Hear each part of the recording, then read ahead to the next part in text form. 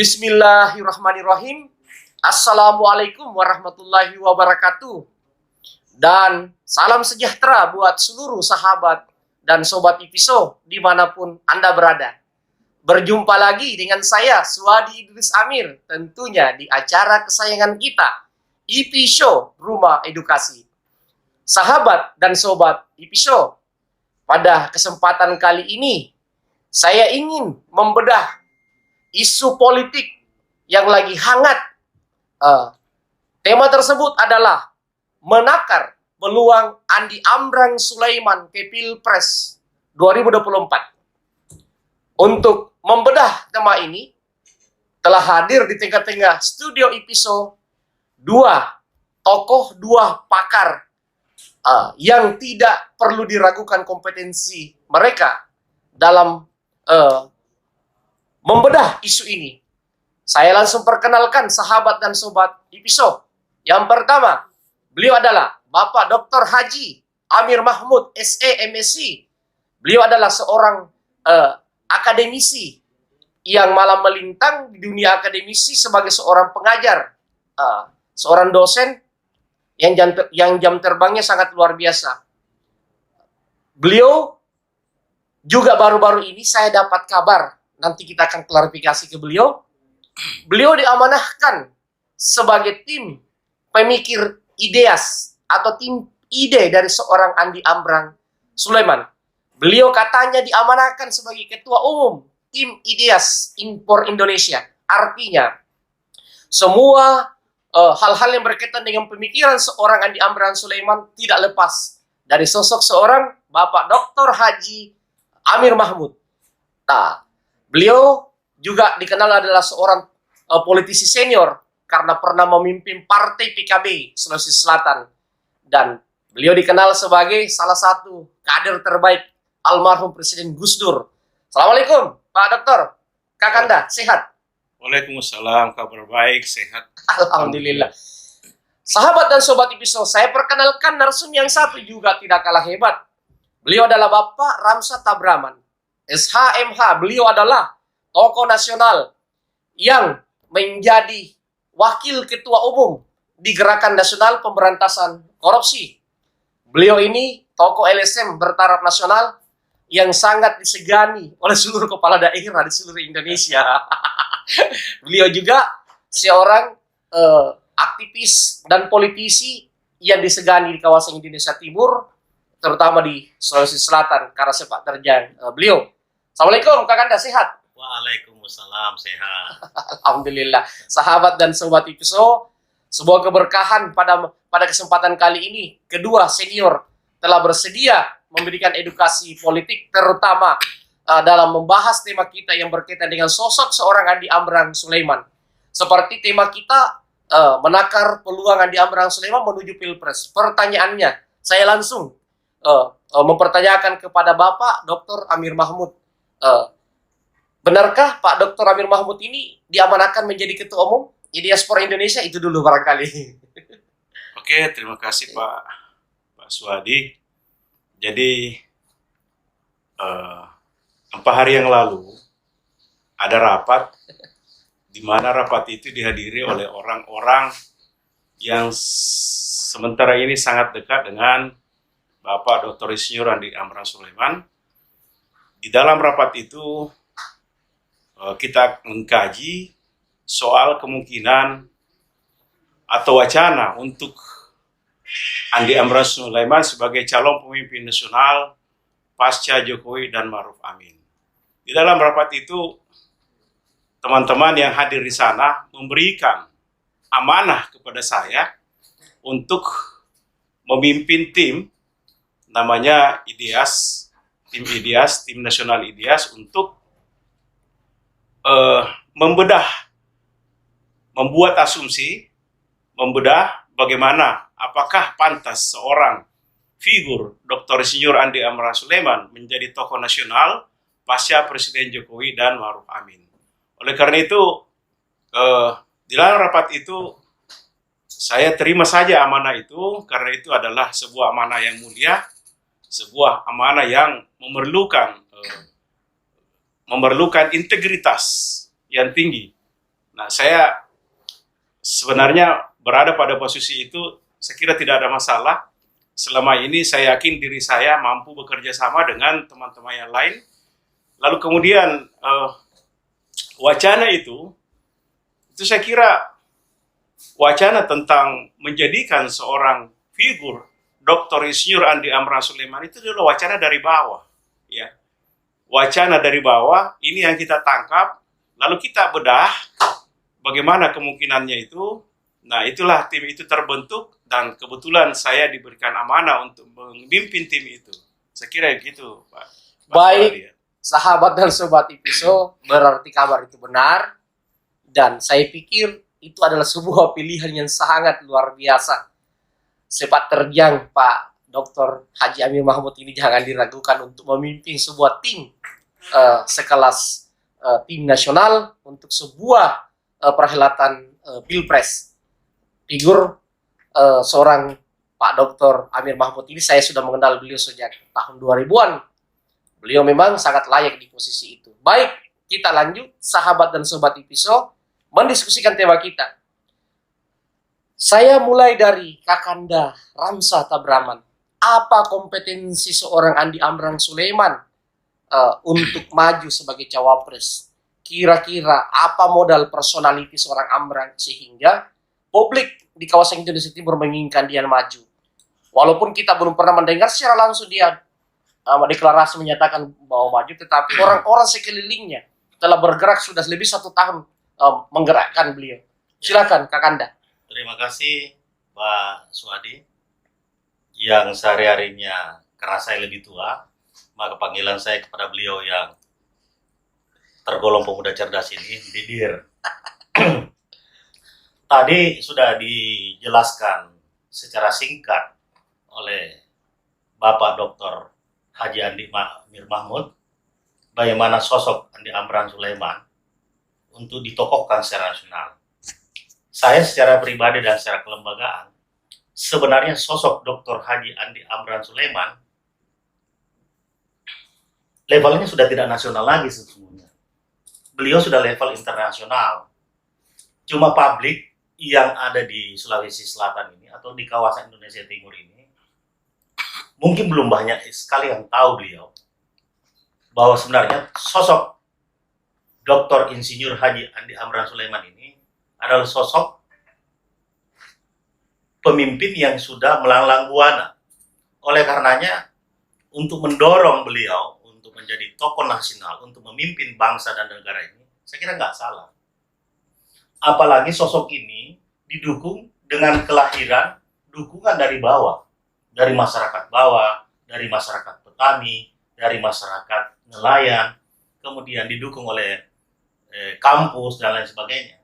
Karena bagaimanapun beliau adalah sosok yang luar biasa.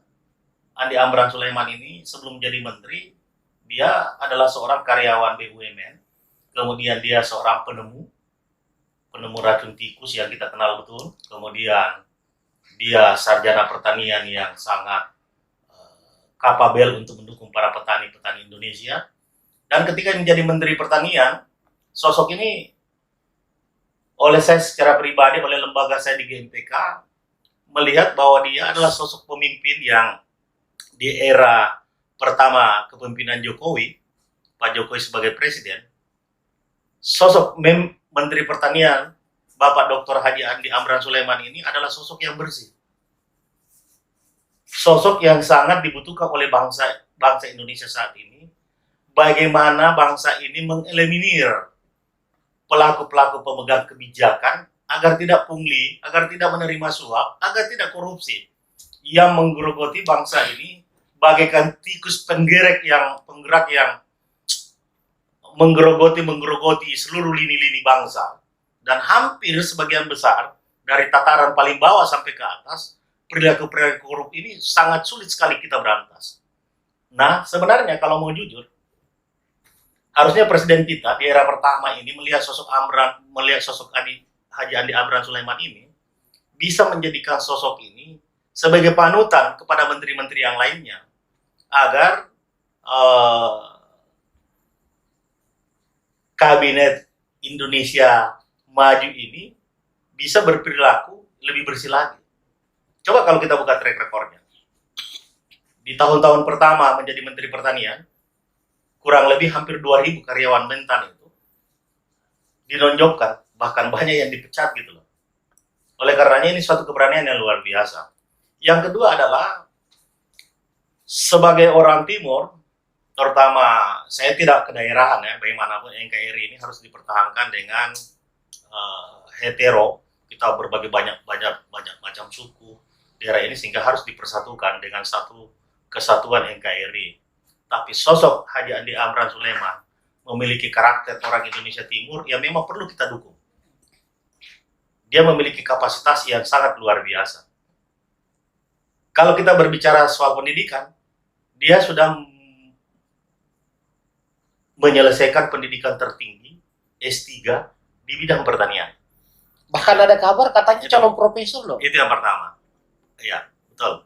Bahkan kemungkinan besar nanti salah satu perguruan tinggi di luar atau dalam negeri akan memberikan predikat profesor, dan kemungkinan besar menjadi guru besar kalau dia mau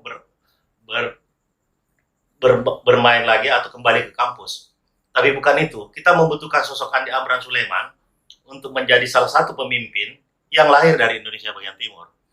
Karena bagaimanapun Republik ini, kan sekarang ini kalau kita lihat barat timur, maka pemimpin Indonesia yang sangat layak adalah gabungan dari dua ini.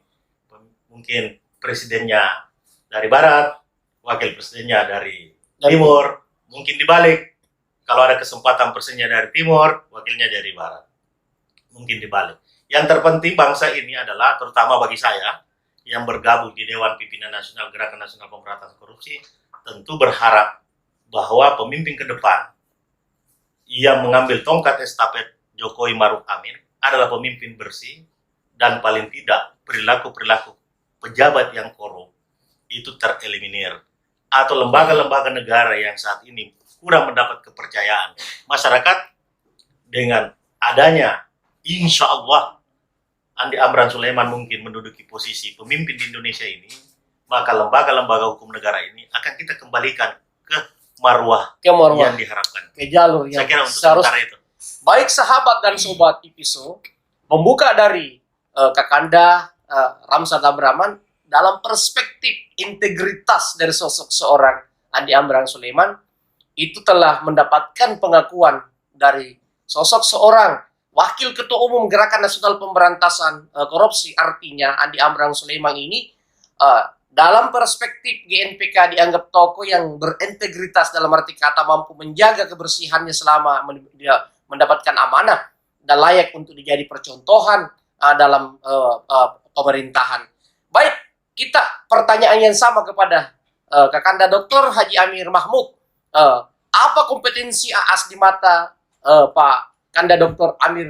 Haji Amir Mahmud sehingga bersedia menerima Ketua Umum IDEAS for Indonesia? Silakan Kakanda Doktor. Baik, ini pertanyaan kedua ini agak politis ya. Pak Swadi ini lumayan pertanyaannya ini.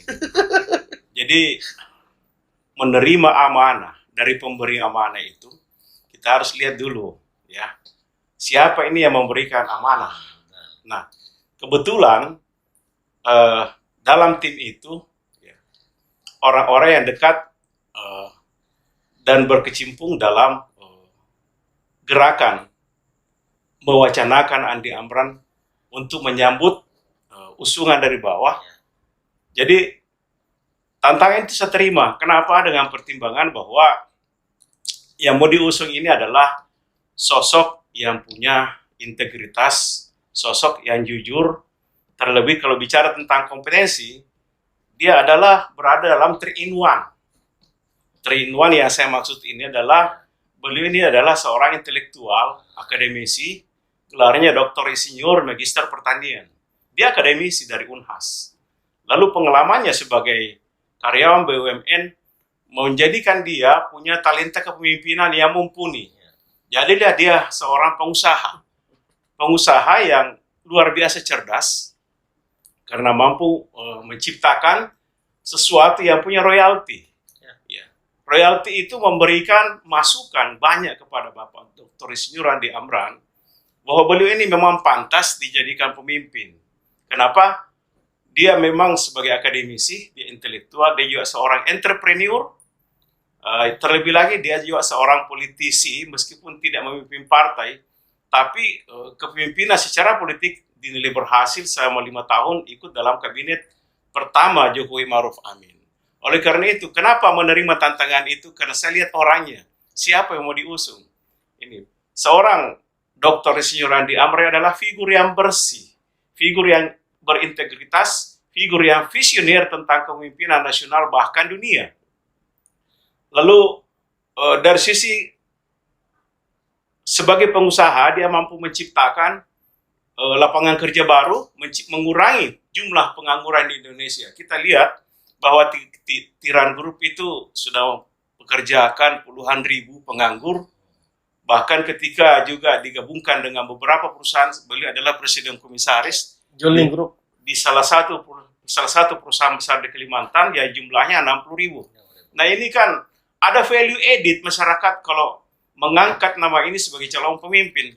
Value-nya itu adalah kita dapatkan kecerdasannya, kita dapatkan visinya, kita dapatkan kesungguhannya mengurangi tingkat pengangguran dan membuka lapangan kerja baru. Nah ini yang tidak ada. Kalau banyak pemimpin sekarang ini tampil karena itu kepentingan politik. Di satu sisi. Ya. Kalau Pak Amran ini, saya pikir ini adalah figur yang berada dalam zona 3-in-1. Jadi kita mau lihat dari sisi mana dia memenuhi syarat. Sebagai politisi 5 tahun jadi menteri, orangnya bersih, tidak ada pernah terdengar bahwa beliau ini melakukan tindakan korupsi. Yang kedua, bahwa hanya sendiri mengakui bahwa selama beliau yang memimpin Kementerian Keuangan, Kementerian Pertanian, Indonesia itu tidak pernah lagi melakukan impor. Ya. Ada bahan pokok yang sering diimpor dari luar negeri itu sekarang dihentikan selama beliau. Ya. Selama beliau ada beberapa komoditi yang menjadi bahan pokok untuk Indonesia ini, itu dihentikan dan kita melakukan swasembada pangan.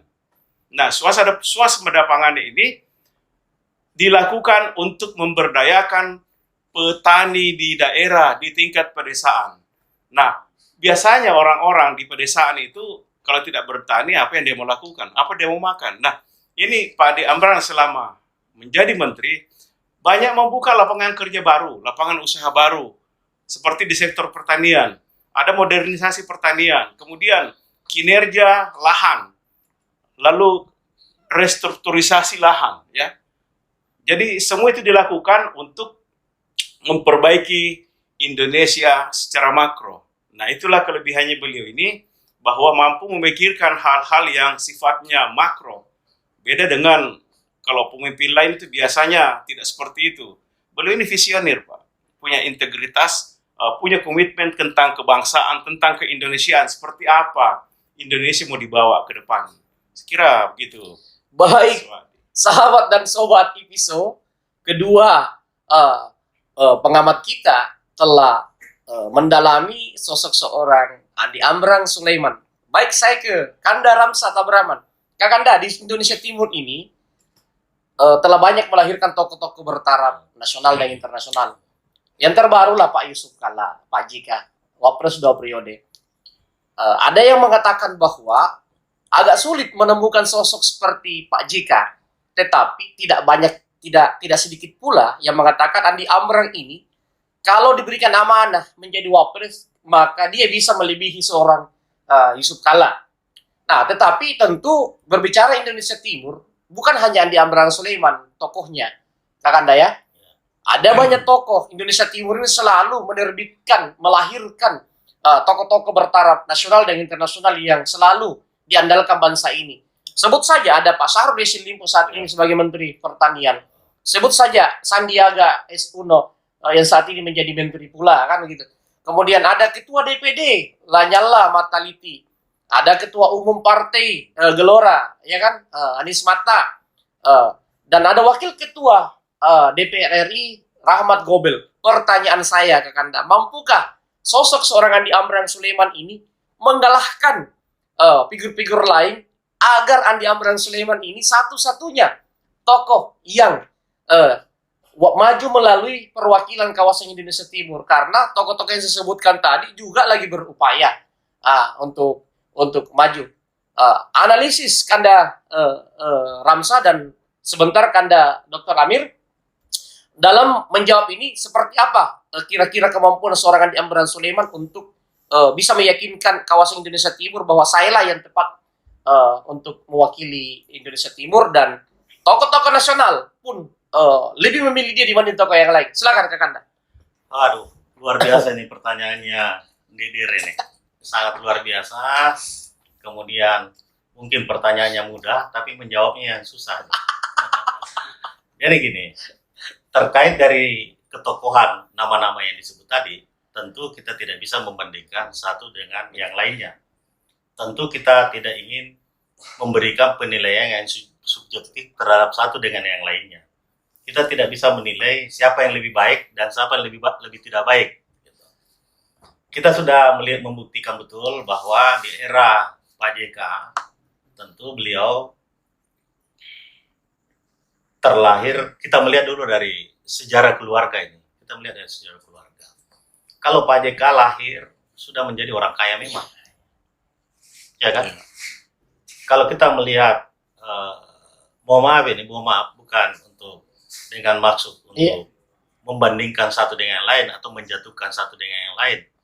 Kalau Pak Syahrul Yassin Limpo memang lahir dari anak seorang birokrasi ya. Kemudian dia terlahir sebagai seorang birokrasi tulen.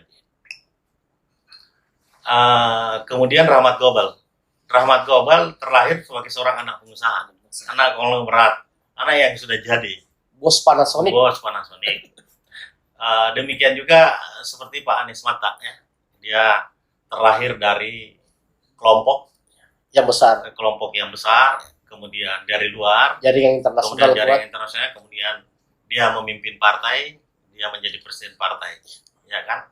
Kemudian kita melihat figur-figur lainnya, Sandiaga Uno adalah seorang anak pengusaha yang jelas sudah mapan dari segi ekonomi, kemudian diposisikan menjadi seorang birokrasi.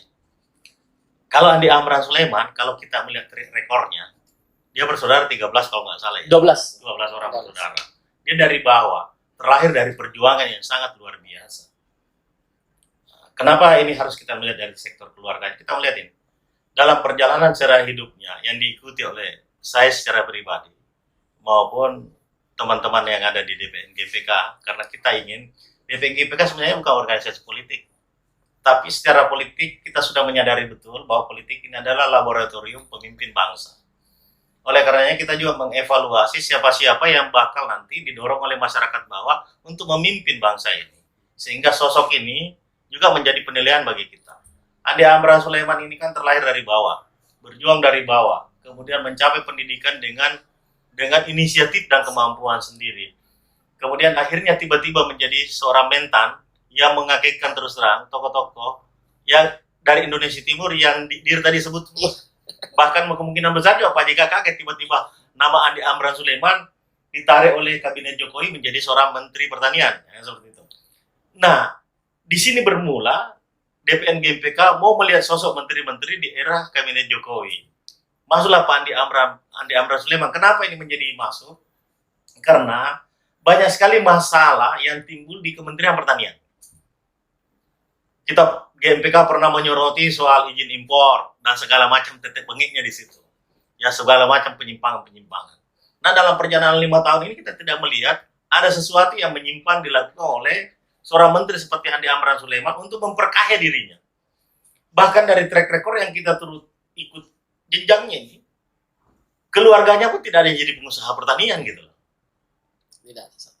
Saudara-saudaranya juga tidak terlibat. Bahkan sekarang ini adik kandung beliau menjadi PLT Gubernur Sulawesi Selatan. Betul. Kalau kita mau menelusuri, ya ini internal GMPK yang memiliki data yang tidak bisa diragukan, data-data yang kita miliki, cuma kita tidak bisa expose, bahwa kita melihat sosok Andi Amran Sulaiman ini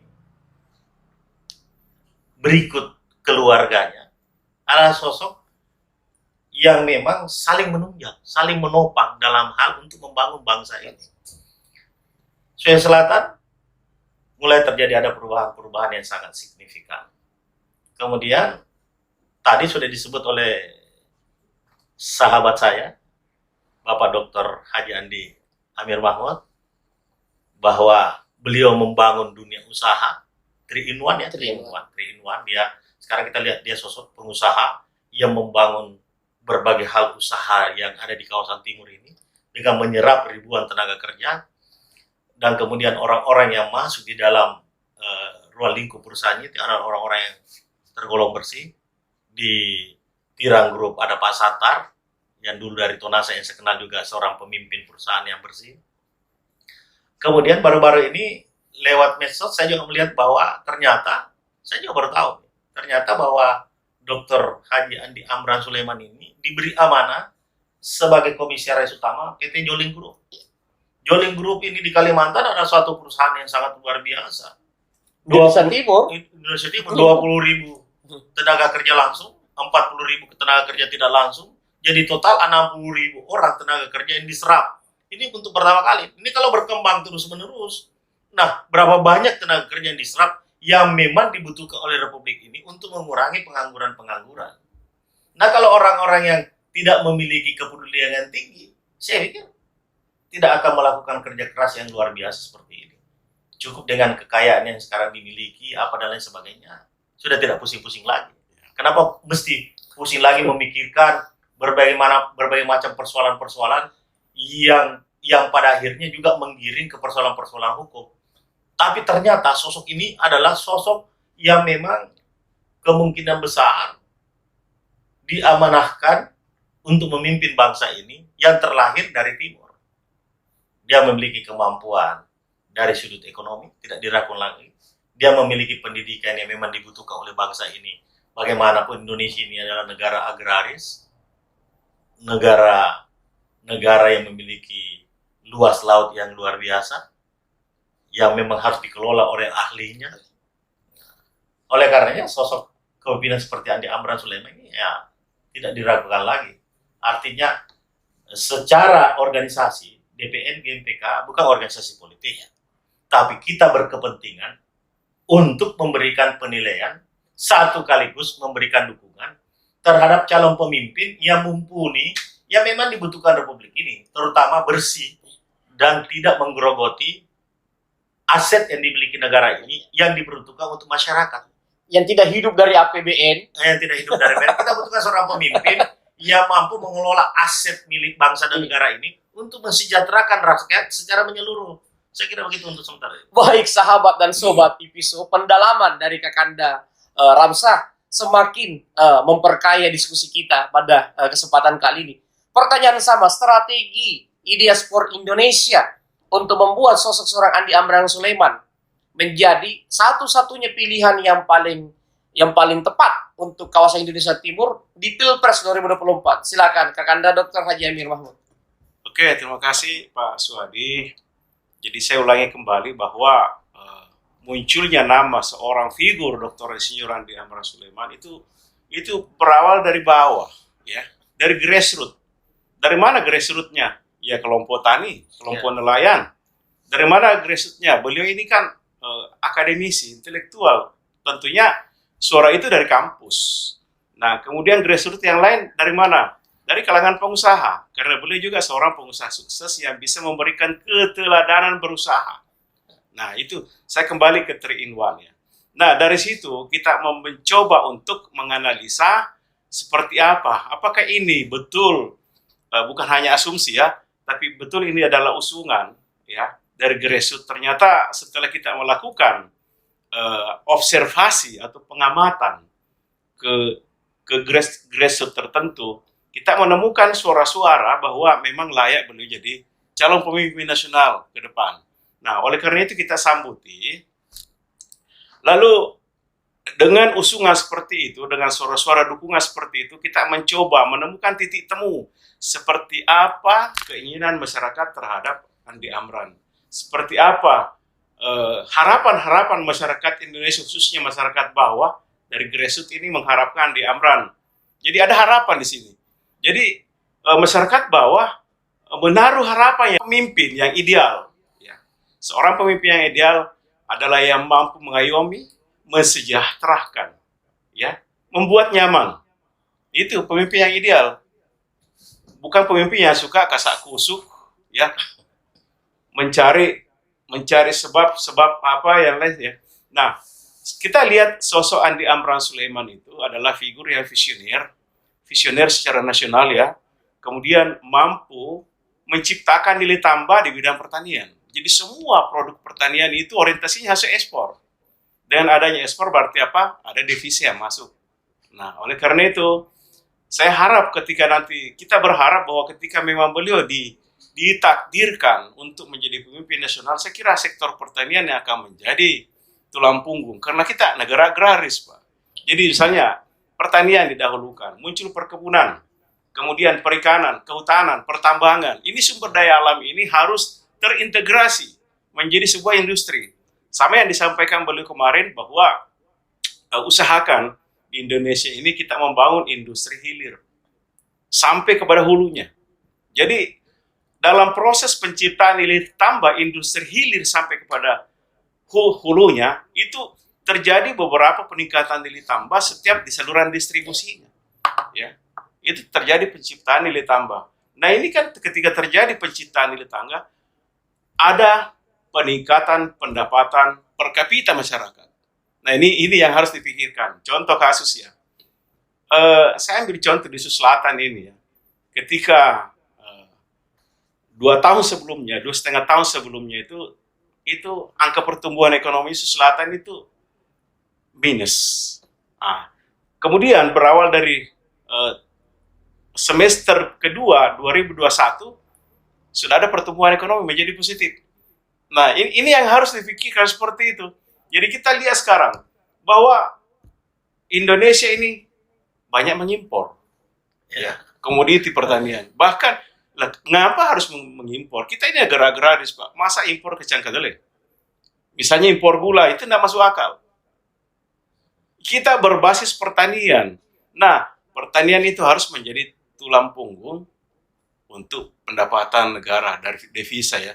Oleh karena itu, pendekatan agribisnis juga perlu dilakukan, pendekatan agroindustri juga harus dicanangkan sedemikian rupa agar semua sumber daya alam di Indonesia ini bisa menciptakan nilai tambah dengan catatan semuanya harus ekspor, ya, semua harus ekspor. Jadi penerimaan negara dalam bentuk devisa itu lebih bagus, menambah APBN, sumber pendapatan dari APBN. Nah, tentu saja ada yang bertanya, seorang figur Amran ini apa sih kelebihannya? Kelebihannya banyak. Ya, selama ini saya berinteraksi dengan beliau, ya saya baca beliau ini sangat visioner, tajam analisanya, kemudian fokus, lalu komitmen terhadap ekonomi kerakyatan, komitmen terhadap pelaku-pelaku ekonomi yang di kelas bawah, ya, yang terpinggirkan. Oleh karena ini kok beliau itu kan dari masyarakat bawah. Beliau terlahir di kaki gunung, di pelosok desa Mapesangka di Kabupaten Bone sana. Beliau itu sejarahnya itu pernah jadi buruh kasar. Jadi pernah merasakan penderitaan bagaimana menjadi masyarakat bawah, masyarakat yang berpendapatan rendah. Oleh karena itu, beliau mungkin dari situ ditakdirkan menjadi pemimpin untuk memperhatikan masyarakat bawah ini. Ya banyak memang pemimpin yang memenuhi syarat seperti yang disebutkan tadi, ada beberapa nama. Tapi ini kan dari sisi sejarahnya ini berbeda, background-nya berbeda. Background yang berbeda, kemudian pengalamannya membangun karir juga berbeda, ya. Karena Andi Amran ini saya mulai kembali bahwa dia seorang pengusaha, entrepreneur, dia juga seorang, ya, katakanlah pionir kelompok tani. Anda bayangkan, ya, kenapa tantangan ini, amanah ini saya terima, karena ya saya tahu bahwa selama beliau menjadi Menteri Pertanian, itu kelompok tani yang terlahir itu ada 80.000 kelompok tani. 80.000 kelompok tani. Jadi ada komitmen untuk membangun pertanian, membangun masyarakat bawah. Ya. Nah komitmen itu yang kita pegangi. Petani saja, Pak Amran disukai, ya. Nah, kita ini kenapa kita tidak mencoba untuk menjembatani kepentingan mereka dengan pribadinya Andi Amran, dengan berbagai kelebihannya. Nah, saya pikir dari sisi leadership-nya, Pak, saya kira mumpuni sekali karena beliau ini yang saya tahu bahwa menjalankan ibadah itu juga sangat konsisten, ya. Kalau kita diskusi agama luar biasa pendalamannya, bahkan menggurui kita seolah-olah beliau seorang ulama. Ya. Jadi sedikit-sedikit selalu semua omongannya itu apa yang keluar di kepalanya selalu berlandaskan Al-Quran dan hadis. Itu yang saya dapatkan selama berinteraksi dengan beliau. Dan itu disiplin soal ibadah ya. Jadi kita cari pemimpin itu jangan pertama dahulukan kecerdasannya, tapi bagaimana dia kedekatannya dengan Sang Pencipta Allah Subhanahu wa Ta'ala. Kira itu, Pak. Baik sahabat dan sobat episode pendalaman pada sosok seorang Pak Andi Amran Sulaiman telah didalami oleh kedua pengamat kita pada kesempatan kali ini. Baik, kita bergeser. Kakanda Ramsa, Kakanda Dr. Amir, ini kan menjadi figur yang ingin maju di kontestasi nasional itu kan harus punya modal yang lain. Kalau kompetensi tadi kan sudah dijelaskan secara detail, didalami. Nah, berkaitan dengan partai politik dan tentunya berkaitan dengan paket yang mumpuni, yang cocok dan tepat baginya. Saya ke partai politik dulu, kira-kira kemampuan seorang Andi Amran Sulaiman ini untuk menghadirkan partai politik dalam pergerakannya, dalam arti kata agar dilirik oleh partai politik, dan juga figur yang mana yang paling tepat bergandengan dengan sosok Andi Amran Sulaiman agar kompetensi yang dimiliki seorang Andi Amran Sulaiman itu sejajar tepat dengan pasangannya, dan partai apa yang potensi dia bisa yakinkan dengan dia dan pasangannya nanti ketika kedua kakanda ini itu sudah mampu, sudah menganalisa pasangan yang tepat. Silakan, saya mulai dari Kak Ramsa dulu. Saya kira begini, tadi saya sudah menjelaskan bahwa secara pribadi saya bukan pengurus partai politik.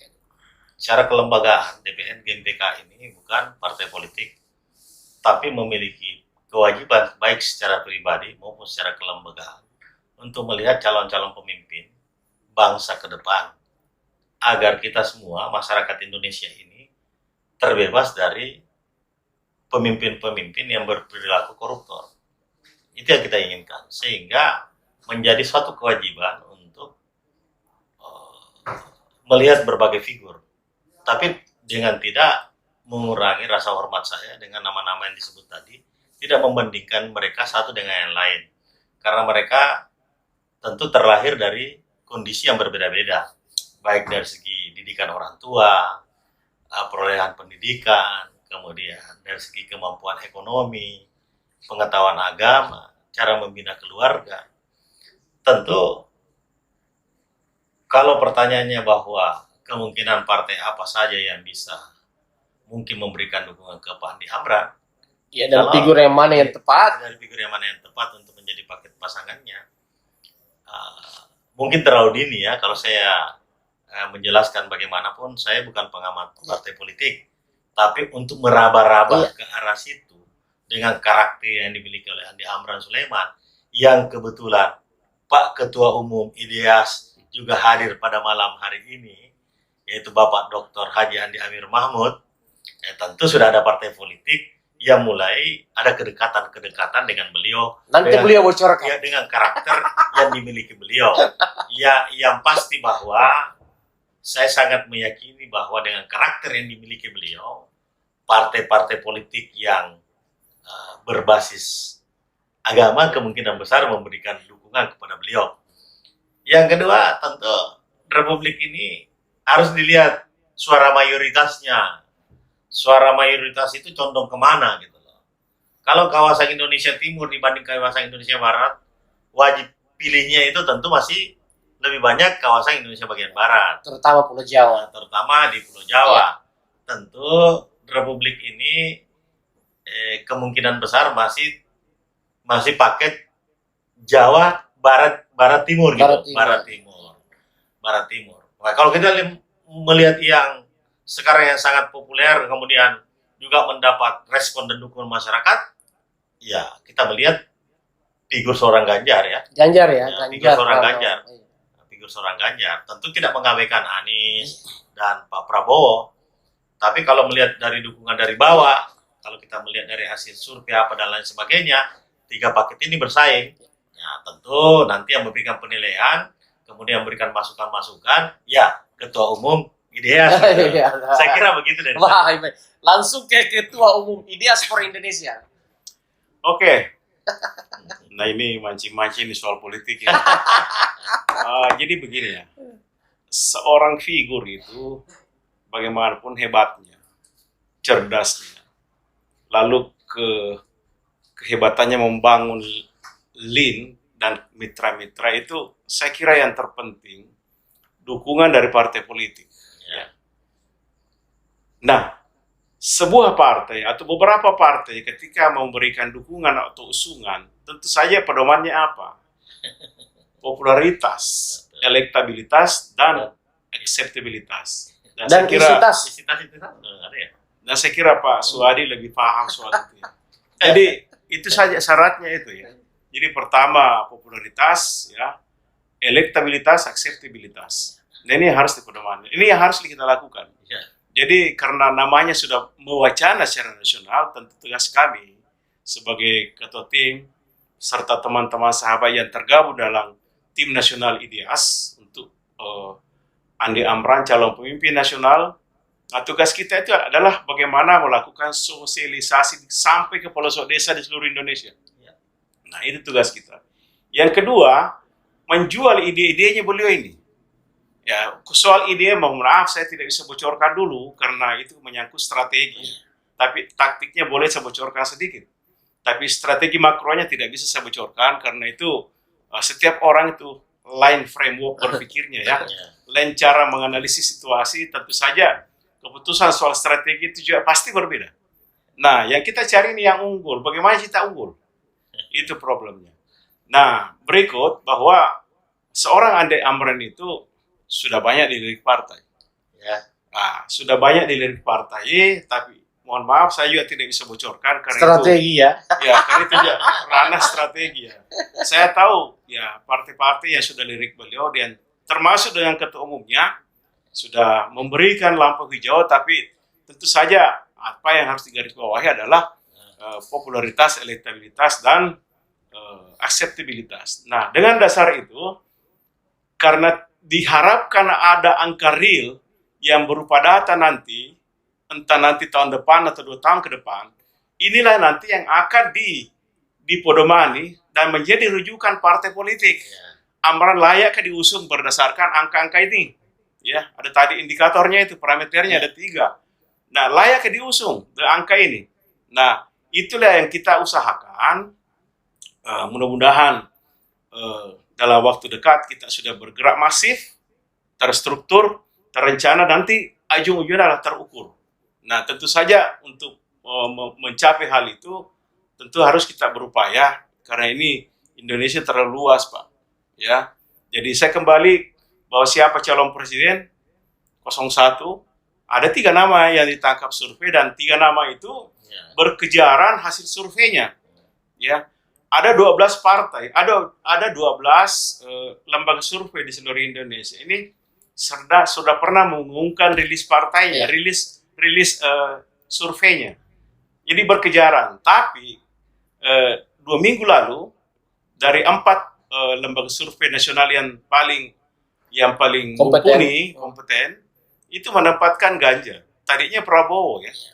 Tadinya Prabowo, ini 4 kali survei itu Prabowo selalu unggul, kemudian Anies lalu Ganjar. Tapi 2 minggu kemarin Tren Ganjar naik terus kan. Trend up, terjadi trend up untuk Ganjar. Sementara untuk Prabowo tidak menurun tapi sudah mengalami stagnasi. Artinya tidak turun, tidak naik. Nah, sementara Anies juga ya trend down ya. Agak lambat. Trend down. Sementara kalau Pak Ganjar ini saya lihat ada trend up. Jadi kecenderungannya ke arah naik. Nah, persoalan sekarang, Ganjar mau diusung oleh partainya, di dalam partainya sendiri ada tarikan kepentingan antara Ketua Umum Megawati dengan putrinya.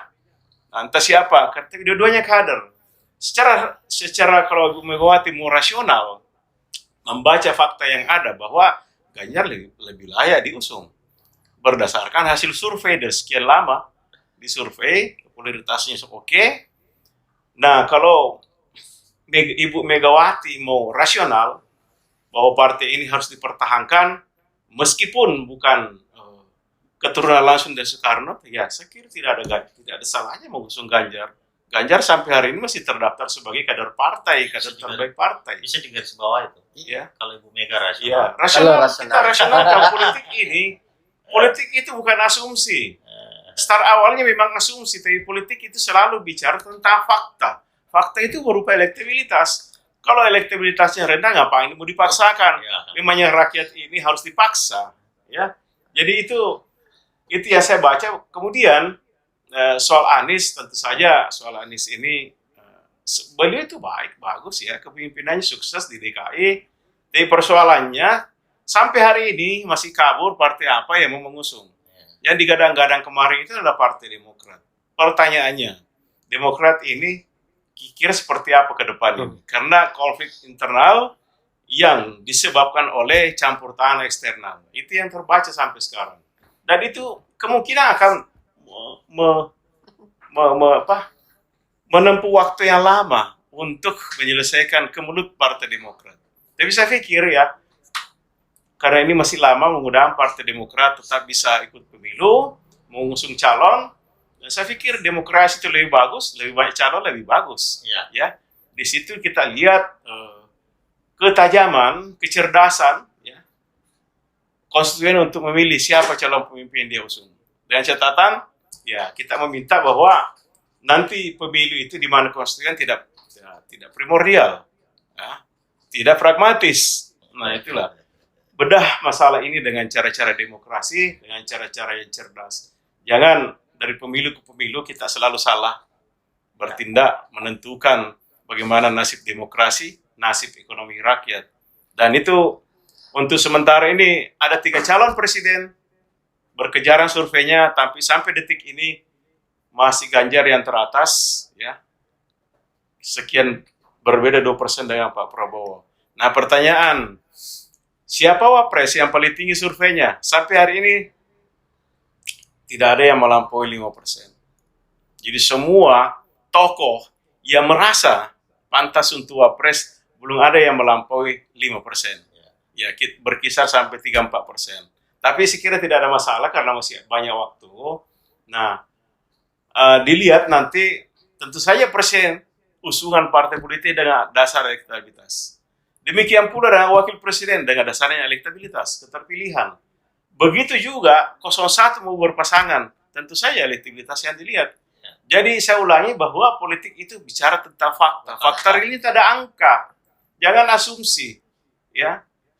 Suka tidak dipakai. Like and dislike. Tapi ini adalah angka. Jadi mari termasuk Pak Suwadi ini, mari kita survei bersama, bantu kami. Sebagai konsultan politik, bantu kami bagaimana membumikan Bapak Dr. Insinyur Amran Sulaiman untuk menjadi pemimpin bangsa ke depan 2024. Wah, luar biasa ini. Luar biasa. Ada tawaran langsung dari Ketua Umum IDEA sini untuk Langsung tawaran profesional ya. Artinya ini sebuah keberkahan ya diskusi kita pada kesempatan ini. Baik sahabat dan sobat Ipiso, kedua senior saya ini telah memaparkan secara dalam sosok seorang Andi Amran Sulaiman. Ada pertanyaan terakhir saya kepada keduanya.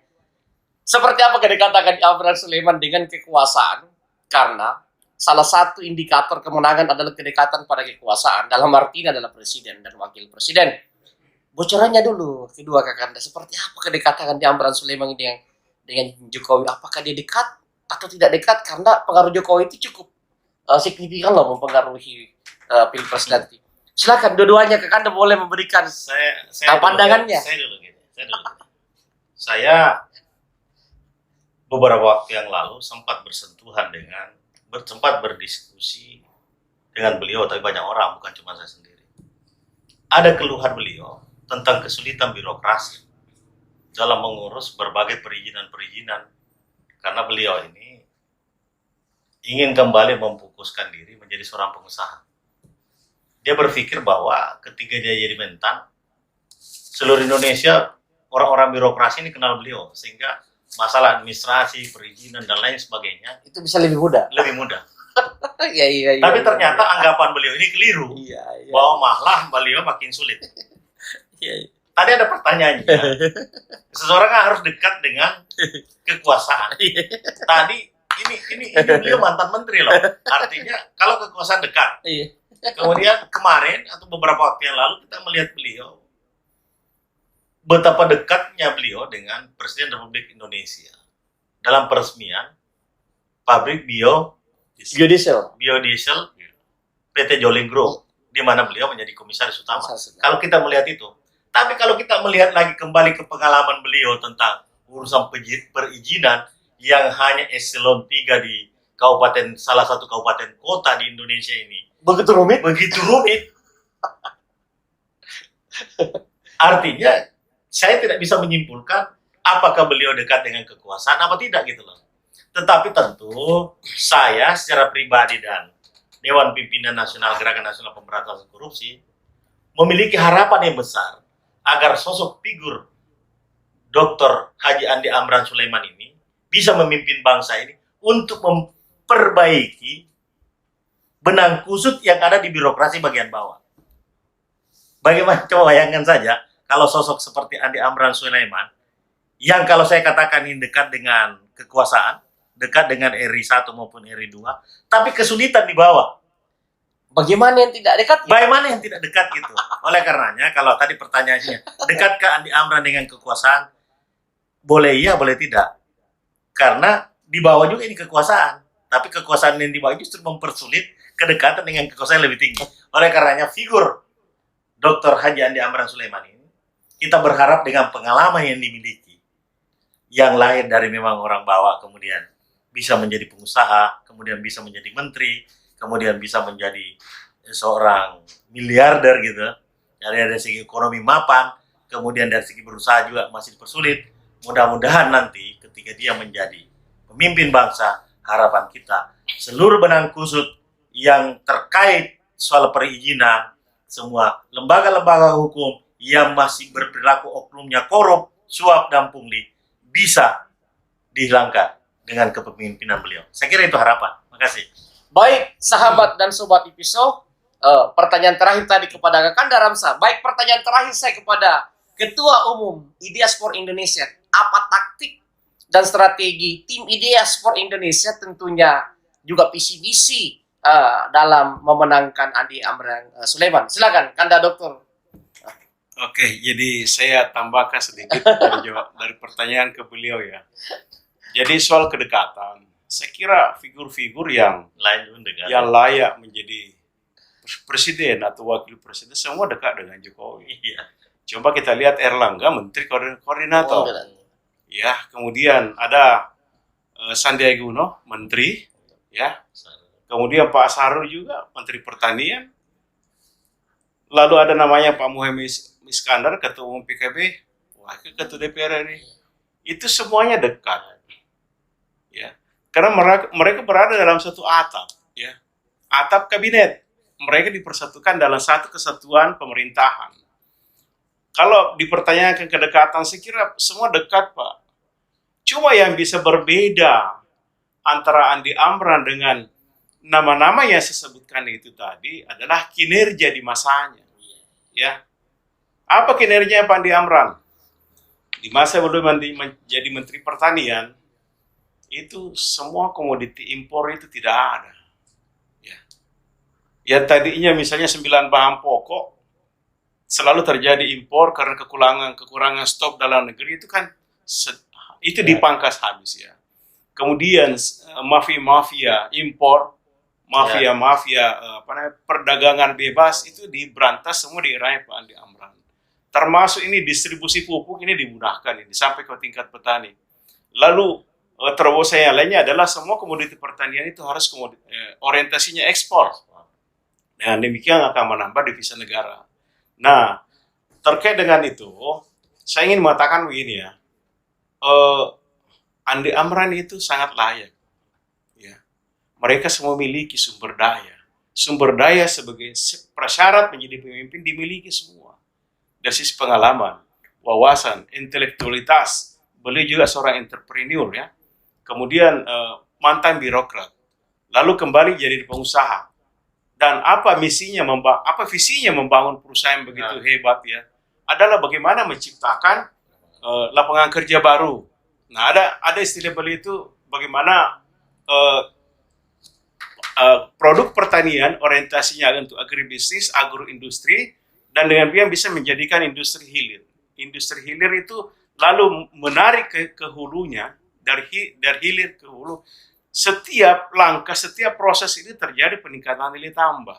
Apakah nilai tambah dalam bentuk ekspor, nilai tambah dalam bentuk value added untuk dirasakan langsung oleh petani. Nah, itu yang membedakan, Pak. Kalau yang lain ini kan sudah terbaca sampai di mana kelebihan-kelebihannya karena mereka lebih duluan tampil. Jadi bisa dibaca kinerjanya. Ya. Jadi semua yang saya sebutkan tadi selain Andi Amran, kita sudah bisa mengukur karena beliau lebih duluan muncul. Jadi kalau rekam jejak, saya kira sudah terbaca. Kalau di Amran yang kita baca selama ini kan adalah kinerjanya yang begitu sukses memimpin pertanian, Kementerian Pertanian. Nah, tentu kalau Anda bertanya tentang langkah apa ya, boleh saya sebutkan langkahnya saja bahwa yang kita lakukan ini adalah sosialisasi secara nasional. Dan itu harus masif. Ya. Masif dan terukur. Ya, jadi kalau kita bekerja masif tidak terukur, ya nanti surveinya tidak bisa baca kan? Ya, tidak ada peningkatan dari sisi survei. Nanti surveinya kami tidak mampu membaca loh. Iya, insya Allah Pak, bantu kami Pak Suwadi, lembaga survei, tolong nanti di seluruh Indonesia ini kita akan melakukan survei per kabupaten, per provinsi ya. Jadi yang kita lakukan adalah sosialisasi secara nasional. Seperti apa bentuk sosialisasinya itu juga masih menjadi rahasia. Ya, konsepnya sudah lahir, seperti apa, dan itu kita akan memberdayakan semua konstituen agar terlibat dalam menyukseskan pembangunan di Indonesia di era Pak Andi Amran nanti ketika memimpin. Jadi konsepnya kita akan sampaikan ke masyarakat seperti apa visi beliau tentang Indonesia, lalu misinya, langkah apa yang akan ditempuh, lalu program kerja 2-3 tahun ke depan setelah beliau terpilih, kita akan rumuskan lagi seperti apa konsep Indonesia dalam pertumbuhannya. Saya kira cukup itu, Pak Dir. Baik sahabat dan sobat IPISO, kedua pengamat kita, kedua analis kita telah menjelaskan sedalam-dalamnya tentang sosok seorang Andi Amran Sulaiman, tentang siapa beliau, kompetensi beliau, kelayakan beliau, dan juga kemampuan beliau untuk meyakinkan para pimpinan partai politik untuk mengusung beliau menuju 2024, dan tentunya kemampuan dia untuk dilirik oleh tokoh-tokoh yang populer secara nasional, dan beliau juga sudah memaparkan secara sedalam-dalamnya tentang apa kelebihan-kelebihan yang mendasar dan mendalam dari sosok seorang Andi Amran Sulaiman, sehingga dia sangat layak untuk didahulukan mewakili kawasan Indonesia Timur untuk maju sebagai calon presiden atau calon wakil presiden di 2024. Baik, saya ucapkan banyak terima kasih kepada kedua pengamat, Kakanda Dr. Haji